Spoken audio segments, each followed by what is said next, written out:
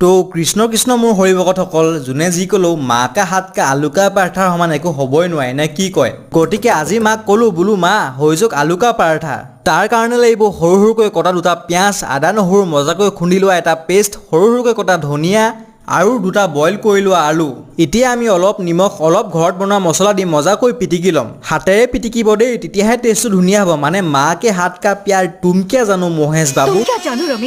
এতিয়া অকণমান আৰাম কৰিবলৈ থোৱা আটাৰ লাডুটো ধুনীয়াকৈ অকণমান মুঠি মেলি সৰু সৰু লাডু বনাই দিব এতিয়া ভিডিঅ'ত দেখুওৱা নিচিনাকৈ পিটিকি থোৱা আলু পিটিকাটো সুমুৱাই দিয়ক আৰু কোনেও উলিয়াব নোৱাৰাকৈ বন্ধ কৰি দিয়ক হৈ গ'ল কাম খতম বেলি দিয়ক এতিয়া গোল গোল কৰি একদম ইজি আৰু টাৱাত দি দিয়ক বনাই থাকোঁতে অকণমান ঘিউ দি দিব তেতিয়া টেষ্টটো বেছ ধুনীয়া হয় বাছ আৰু কি লাগে খাবলৈ ৰেডি হৈ গ'ল আমাৰ আলু কা পৰাঠা এতিয়া একাপ ধুনীয়াকৈ গাখীৰ চাহ বনাই মাৰি দিয়ক গাখীৰ চাহৰ লগত আৰু কি লাগে মজা হৈছে একদম দেই আজিলৈ আহিছোঁ পিছে কৃষ্ণ ছাবস্ক্ৰাইবটো কৰি দিব